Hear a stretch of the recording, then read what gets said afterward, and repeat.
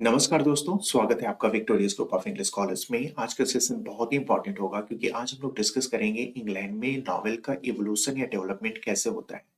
आज हम लोग इंग्लैंड में नॉवेल की जर्नी को बिल्कुल बिगनिंग यानी 16th सेंचुरी से लेकर के पोस्ट मॉडर्न एज तक देखेंगे।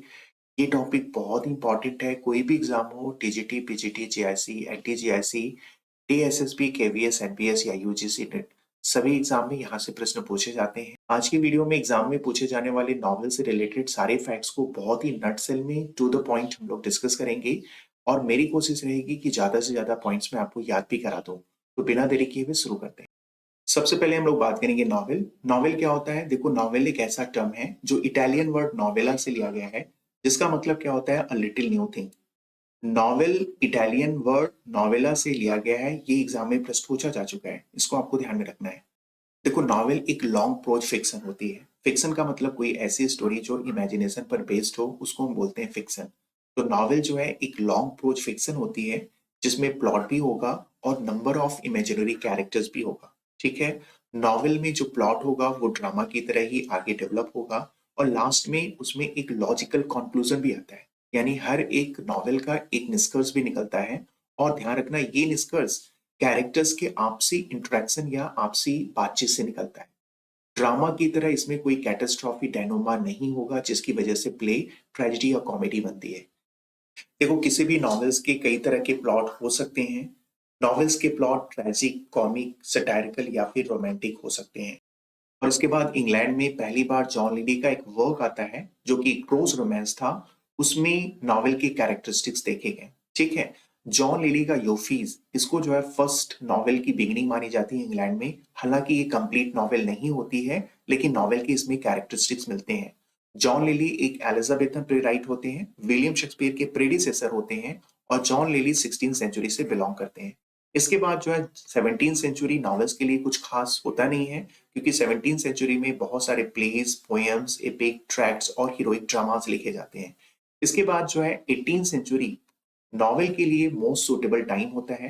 18th सेंचुरी को प्रोज एंड रीजन भी कहा जाता है और 18th सेंचुरी में जो है एक से बढ़कर एक नॉवेलिस्ट आते हैं और 18th सेंचुरी से ही बिलोंग करते हैं हेनरी फील्डिंग, जिनको हम इंग्लिश नॉवेल का फादर मानते हैं।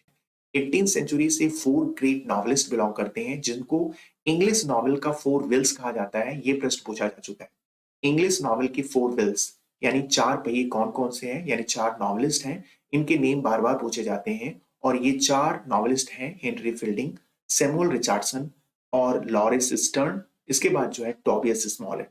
ये 4 ऐसे नॉवेलिस्ट हैं जो 18th सेंचुरी के मोस्ट प्रोमिनेंट राइटर्स हैं, जिनको इंग्लिश नॉवेल का 4 विल्स भी कहा जाता है। इसको आपको याद कैसे करना है? बहुत आसानी से आपको याद हो जाएगा। मान लो ये प्लेग्राउंड है। प्लेग्राउंड में कोई एक प्लेयर है जो कि फील्डिंग कर रहा है। ठीक है।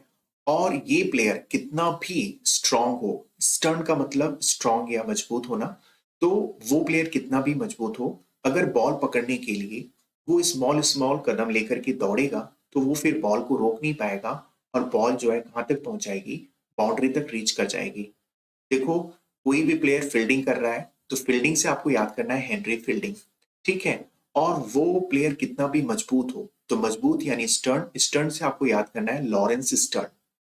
और वो अगर बॉल को पकड़ने के लिए छोटे छोटे कदम लेकर दौड़ता है, स्मॉल स्मॉल कदम लेकर के दौड़ता है, तो स्मॉल स्मॉल कदम से आपको याद करना है टोबियस स्मॉलेट।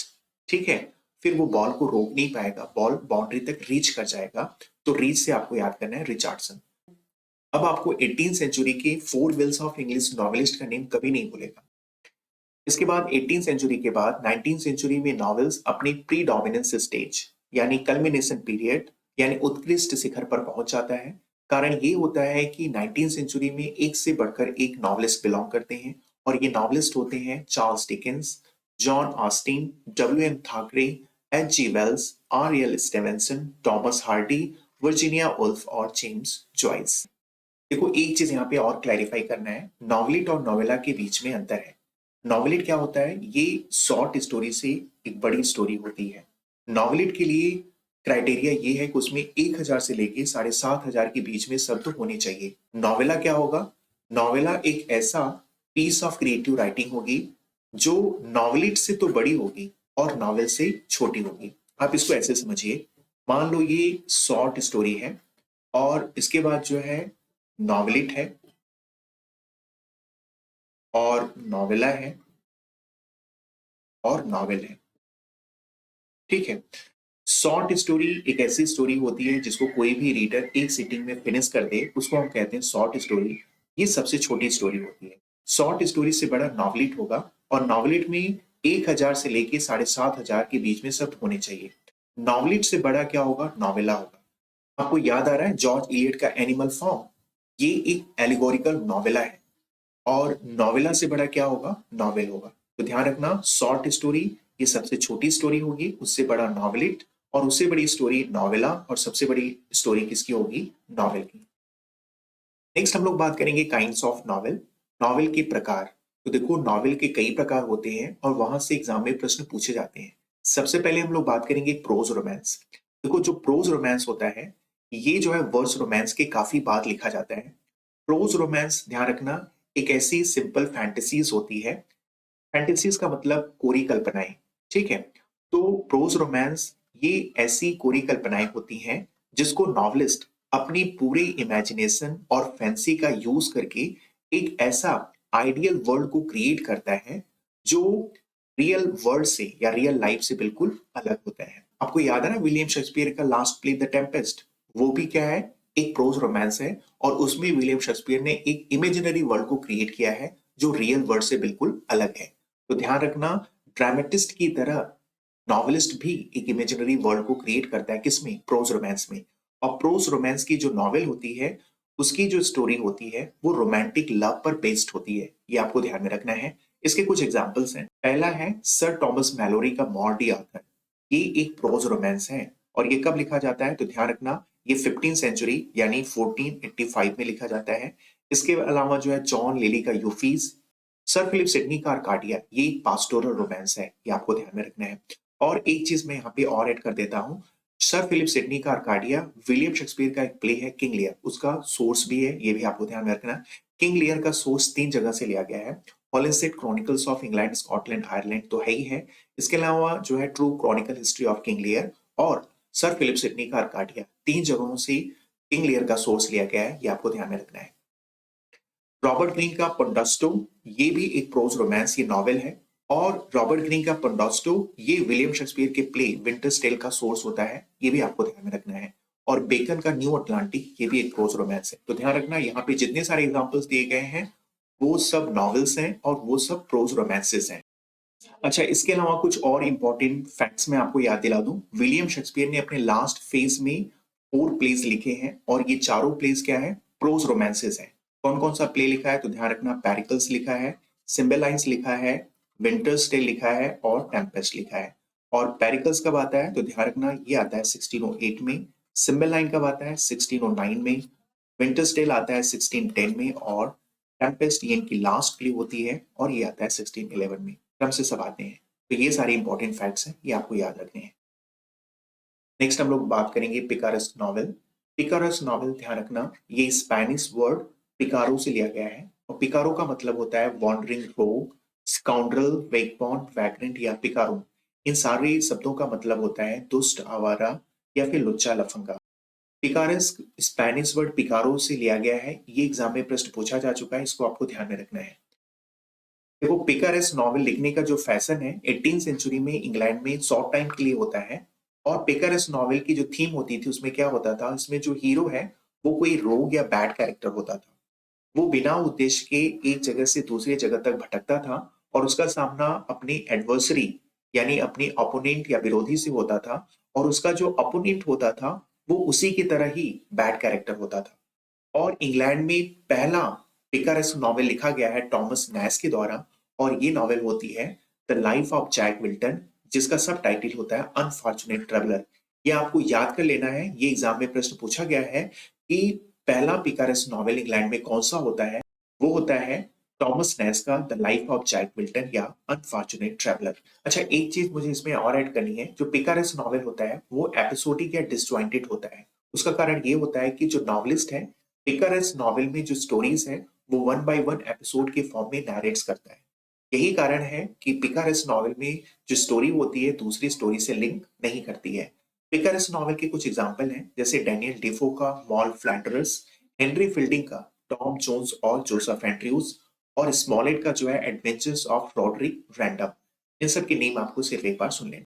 नेक्स्ट हम लोग बात करेंगे गॉथिक नॉवेल, जिसको हम गॉथिक रोमांस भी कहते हैं। तो गॉथिक नॉवेल एक ऐसी स्टोरी होती है जिसमें टेरर, सस्पेंस, सुपरनैचुरल, वंडर और विचक्राफ्ट, ये सारी चीजें इसमें दिखाई जाती हैं। और गॉथिक नॉवेल को इंग्लैंड में later half of the 18th century में लिखा जाता है। Later half of the 18th century का मतलब आप समझ रहे हैं, यानी जो है 1750 के बाद गॉथिक नॉवेल को इंग्लैंड में लिखा जाता है। देखो, गॉथिक नॉवेल की जो सेटिंग थी वो मिडवल पीरियड की ग्लूमी रूइन बिल्डिंग्स, कासल या मोनेस्ट्रीज हुआ करती थी। मिडवल पीरियड का मतलब आप समझ रहे हैं, मिडवल पीरियड का मतलब होगा 1150 से लेकर के 1450 का जो टाइम पीरियड है, इसको हम मिडवल पीरियड कहते हैं। तो गॉथिक नॉवेल की जो सेटिंग होती थी वो 1150 से लेकर 1450 के बीच में जो टूटे फूटे बिल्डिंग्स, कासल्स, मोनेस्ट्रीज होती थी, वो जो है गॉथिक नॉवेल की सेटिंग हुआ करती थी। आप गेस कर सकते हो इसका कारण क्या था। देखो, गॉथिक नॉवेल लिखने का पर्पस ये था कि लोगों को डराना था, और डराने के लिए अगर टूटे फूटे बिल्डिंग, कासल और मोनेस्ट्रीज का राइटर यूज नहीं करेगा तो ऑडियंस डरेगी भी नहीं। और गॉथिक नॉवेल की जो सेटिंग है वो मिडवल पीरियड है। ये एग्जाम में प्रश्न पूछा जा चुका है, सुपर इंपॉर्टेंट फैक्ट है, इसको आपको याद रखना है। होरिस वॉलपॉल का द कासल ऑफ ऑटरेंटो, ये गॉथिक नॉवेल का बेस्ट एग्जाम्पल है। ये एग्जाम में प्रश्न पूछा जा चुका है, इसको भी आपको याद रखना है। इसके अलावा गॉथिक नॉवेल के कुछ और भी एग्जांपल्स हैं, उनके नेम एटलीस्ट एक बार सुन लेने हैं। जैसे एन रैडक्लिफ्स का romance of the forest, the mystery of Udolpho. इसके अलावा क्लारा रिव का द ओल्ड इंग्लिश बैरन, और एमजी लेविस का द मॉन्क, ये भी गॉथिक नॉवेल के एग्जांपल्स हैं। नेक्स्ट हम लोग बात करेंगे डोमेस्टिक नॉवेल या डोमेस्टिक फिक्शन। देखो, डोमेस्टिक फिक्शन नॉवेल की वो जॉनरा होती है जिसको मिड 19th सेंचुरी में लिखा जाता है। मिड 19th सेंचुरी यानी इसको 1850 या 1850 के पहले लिखा जाता है। डोमेस्टिक फिक्शन को सेंटिमेंटल फिक्शन या वुमेन्स फिक्शन भी कहते हैं, ये भी आपको ध्यान में रखना है। डोमेस्टिक फिक्शन में किसी यंग मिडिल क्लास वुमेन के डोमेस्टिक लाइफ को फोकस करके लिखा जाता है, और इस नॉवेल में ये दिखाया जाता है कि वुमेन जो है किस तरह से इस वर्ल्ड में अपने जीवन जीने की राह को ढूंढ निकालती है। जॉन ऑस्टिन को डोमेस्टिक नॉवेल का एक प्रोमिनेंट राइटर माना जाता है। इन्होंने कुल 6 नॉवेल्स लिखे हैं। पहला इनका है सेंस एंड सेंसिबिलिटी, दूसरा है pride and prejudice. Pride and prejudice ये वही नॉवेल है जिसको हम लोगों को एलटीजीआईसी में भी पढ़ना है। ये 1813 में आती है, और इसमें कुल कितने चैप्टर्स होते हैं, 61 चैप्टर्स होते हैं, ये भी आपको ध्यान में रखना है। इसके अलावा मैंसफील्ड पार्क, एम्मा, इसके बाद जो है परसुएशन और नॉर्थ एंकर एम्पे, ये कुल मिला के जेन ऑस्टिन के 6 नॉवेल्स हैं, ये आपको ध्यान में रखना है। नेक्स्ट हम लोग बात करेंगे हिस्टोरिकल नॉवेल। देखो, हिस्टोरिकल नॉवेल को रोमांटिक एज में लिखा जाता है।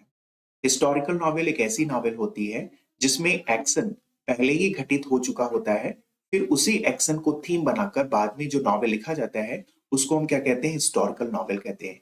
कई बार वो घटना 1 से 2 जनरेशन पहले, और कई बार जो है कई सेंचुरीज पहले वो घटित हो चुकी रहती है, फिर उसको थीम बना करके जो नॉवेल लिखा जाता है उसको हम क्या बोलते हैं, हिस्टोरिकल नॉवेल कहते हैं। हिस्टोरिकल नॉवेल का पर्पस क्या होता है, ध्यान रखना, हिस्टोरिकल नॉवेल का पर्पस होता है कि जब वो घटना घटित हुई रहती है, उस समय के कस्टम और उस समय के लोगों के मेंटालिटी को सही सही डेपिक्ट करना, ये हिस्टोरिकल नॉवेल का पर्पस होता है। हिस्टोरिकल नॉवेल में क्या होता है, कोई भी नॉवेलिस्ट जो घटना घटित हो चुकी रहती है उसमें क्या करता है, कुछ इमेजिनेटिव आर्टिस्टिक इन्वायरमेंट का ताना बाना बुन करके उस नॉवेल को थोड़ा वो इंटरेस्टिंग बना देता है। वॉल्टर स्कॉट को हिस्टोरिकल नॉवेल का फादर कहा जाता है। ये इंपॉर्टेंट फैक्ट है, इसको आपको याद करना है। वॉल्टर स्कॉट एक रोमांटिक एज के राइटर हैं, और इनको हिस्टोरिकल नॉवेल का फादर कहा जाता है। हिस्टोरिकल नॉवेल के कुछ एग्जांपल है जिसको आपको याद रखना है। वॉल्टर स्कॉट का वाइवरले, केलिनवर्थ और इवानहो। इसके अलावा जो है चार्ल्स डिकेंस का Barnaby Rudge, a tale of two cities, और लियो टॉल्स्टॉय का वॉर एंड पीस। ये सारे के सारे इंपॉर्टेंट हिस्टोरिकल नॉवेल्स हैं, ये आपको याद रखने हैं। नेक्स्ट हम लोग बात करेंगे रियलिस्टिक नॉवेल। रियलिस्टिक नॉवेल को विक्टोरियन एज में लिखा जाता है। रियलिस्टिक नॉवेल की उत्पत्ति रियलिज्म से हुई है। रियलिस्टिक नॉवेल एक प्रकार की ऐसी नॉवेल होती है या ऐसा फिक्शन होता है जिसमें अगर कोई चीज एक्चुअल है, ट्रुथ है, रियल है, उसको रिप्रेजेंट करने के लिए स्ट्रॉन्ग एम्फेसाइज किया जाएगा या पूरा जोर लगाया जाएगा। देखो, रियलिस्टिक नॉवेल का जो पर्पस है वो सत्य का उजागर करना है। रियलिस्टिक नॉवेल के 3 स्लोगन हैं। रियलिस्टिक नॉवेल कहता है जो चीज़ रियल है उस पर विश्वास करो, जो चीज़ रियल है उसी को रिप्रेजेंट करो और जो चीज़ अनरियल या सब्जेक्टिव है उसको अवॉइड करो। रियलिस्टिक नॉवेल के पायनियर कहो या फादर कहो, ये है विक्टोरियन नॉवेलिस्ट डब्ल्यू.एम. थाकरे। ठीक है, ये इंपॉर्टेंट फैक्ट है, इसको आपको याद रखना है। और थाकरे का जो कैथराइन है, ये बेस्ट एग्जाम्पल है रियलिस्टिक नॉवेल। इसके अलावा रियलिस्टिक नॉवेल के कुछ और भी एग्जाम्पल हैं, जैसे जॉर्ज इलियट का the mill on the Floss, Middlemarch. इसके अलावा एक चीज और आपको ध्यान में रखना है, मॉडर्न रियलिस्टिक ड्रामा की बिगिनिंग इंग्लैंड में थॉमस विलियम रॉबर्टसन की कास्ट से होती है, ये भी आपको ध्यान में रखना है। नेक्स्ट हम लोग बात करेंगे रीजनल नॉवेल। रीजनल नॉवेल को विक्टोरियन एज और मॉडर्न एज में लिखा जाता है।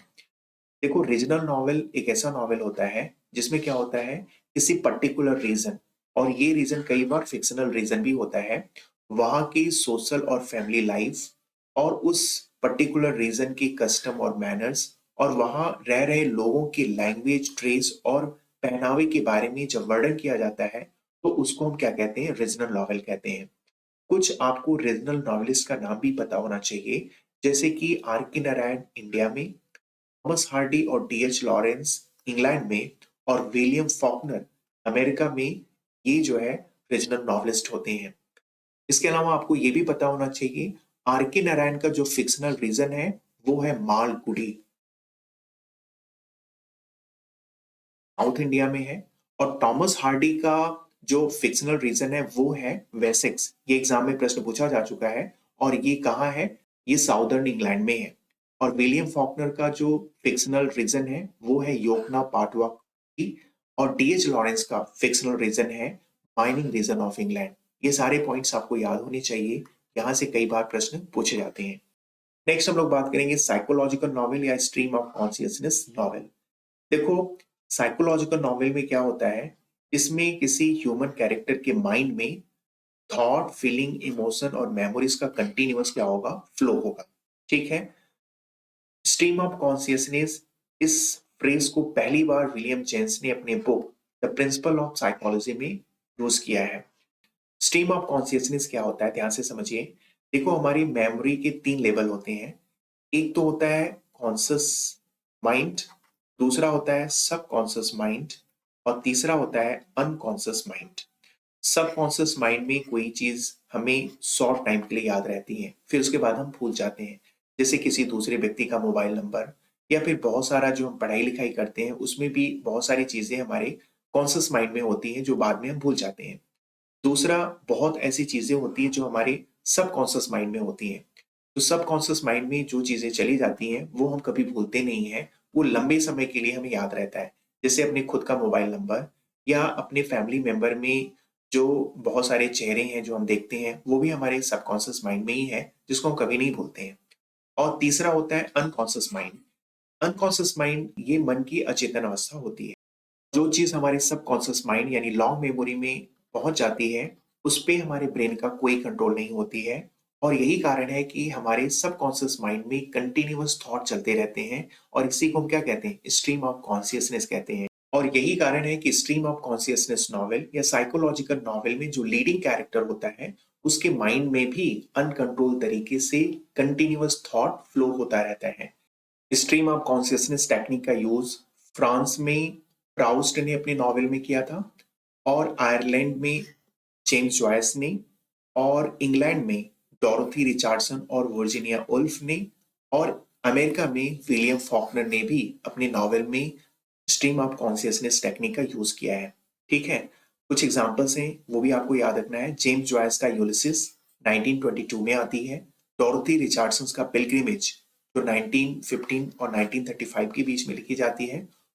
वर्जीनिया वुल्फ का मिसेस डैलवे, ये जो स्ट्रीम ऑफ कॉन्शियसनेस टेक्निक पर लिखी गई एक बेस्ट नॉवेल है जो कि 1925 में आती है। इसके अलावा जो है विलियम फॉकनर का द साउंड एंड द फरी जो 1928 में आती है, ये भी जो है स्ट्रीम ऑफ कॉन्शियसनेस टेक्निक पर लिखी गई एक नॉवेल है। नेक्स्ट हम लोग बात करेंगे एपिस्टलरी नॉवेल। तो देखो, जो ये टर्म एपिस्टलरी है, ये एपिस्टल से आया है, और एपिस्टल का मतलब होता है लेटर। और यही कारण है कि एपिस्टलरी नॉवेल में जो प्लॉट है वो लेटर के माध्यम से ही आगे डेवलप होती है। एपिस्टलरी नॉवेल में जो कैरेक्टर्स होते हैं वो लेटर्स के थ्रू ही अपने व्यूज और थॉट को एक्सचेंज करते हैं और इवन अपनी रिप्लाईज भी लेटर्स के माध्यम से देते हैं। एपिस्टोलरी नॉवेल को 18th सेंचुरी में इंग्लैंड और फ्रांस में लिखा गया और एपिस्टोलरी नॉवेल का जो बेस्ट एग्जांपल है वो है सैमुअल रिचर्डसन का पामेला, जिसका सब टाइटल है वर्चू रिवार्डेड। और सैमुअल रिचर्डसन की एक और नॉवेल है क्लैरिसा, ये भी एक एपिस्टोलरी नॉवेल है। नेक्स्ट हम लोग बात करेंगे साइंस फिक्शन। देखो, साइंस फिक्शन फिक्शन की वो जॉनरा होती है जिसमें अनुमान पर आधारित काल्पनिक कहानियां लिखी जाती हैं।